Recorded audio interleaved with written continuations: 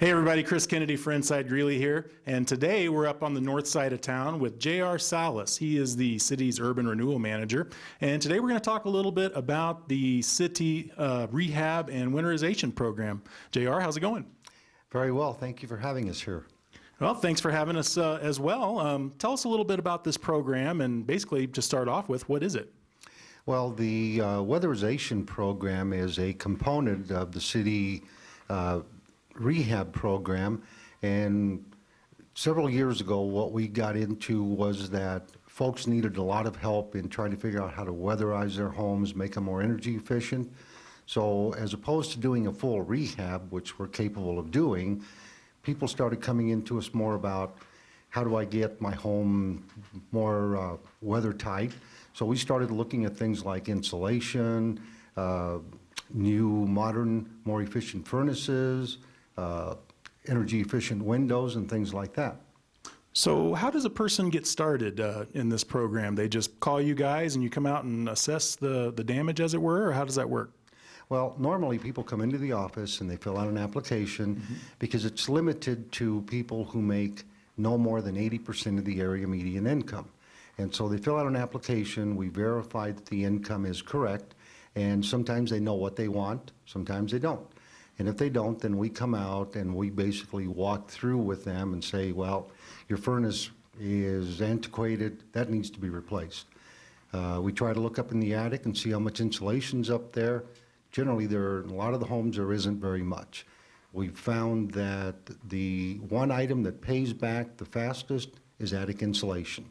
So we encourage people to do that before other things, but we put together basically a list of items that they need, and then we turn around and we put that out to bid, contractors that are pre-approved. And that gives us a cost for what it's going to take to do the work. Okay, you mentioned cost. Now that brings me to my next question. How are folks going to pay for this? Is this a lower, you mentioned that there are income constraints on the program. How do people pay for this? Well, once they decide to go through the program and they're committed to it, we actually make them a loan. We qualify them for a loan. The loan is at 0% interest, so there's no interest charged on the loan. It does become a lien, a second mortgage on the property.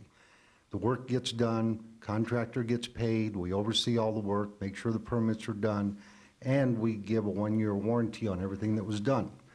Once the work is done, then the homeowner starts making monthly payments back to the city until the loan gets paid off. Okay, and that's a zero interest loan? That is correct. And what we try to do with that is look at a person's budget, their income and expenses, so that we don't put somebody in a situation they have a loan they can't afford.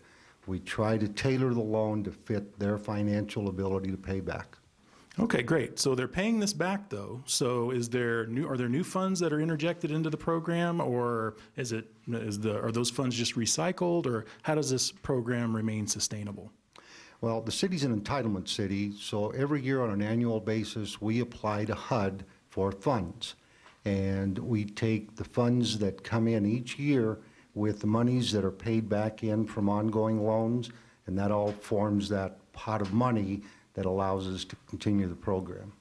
Okay, so it is a finite amount of money, or is it first come, first served, and do you ever run out of money?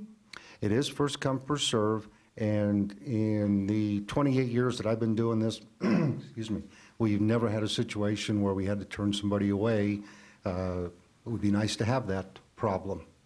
Excellent. So what about the rest of the folks out here that our viewers that maybe don't qualify for this program? What are some tips that you could maybe give them with respect to winterization for their own homes? Well, as I said earlier, the number one item is insulation. So what we recommend is look in your attic and see how much insulation you've got in there. Call a couple of insulation companies and have them give you bids to get your insulation up to at least an R38. In some areas they are increasing that beyond that, but at least an R38. Get a couple of bids for that. That's the one item you should do first. And R38, just for the viewers back home, that means that's a thickness of insulation? Or? That's the value of the insulation in your attic as far as energy efficiency. Okay. Okay. So then the other thing that we recommend to them is try to do some caulking around the outside of your home. Look for areas where you obviously have air that can filtrate in. If you can do caulking, one of the biggest things is have your furnace serviced. Replace it if you can. If not, have it serviced on an annual basis so it works more efficiently. And change the filter every month. People forget that. That's an easy one to forget. I know I do. So what are some, how do people get more information about this program? Well, they can contact our office at 350-9380 is our front number, and anybody there will be glad to try to answer questions, or they'll direct you to me. Great. Well, thanks, JR, for being with us today. We appreciate those tips on winterization. Well, and for you folks back home, I just wanted to let you know that today is, in fact, my last day with Inside Greeley. We've been doing this for several years now, and I've had a lot of good times, and I'd like to thank the staff for Inside Greeley, but especially you viewers for tuning in every week. So thanks a bunch, and we'll see you on the flip side.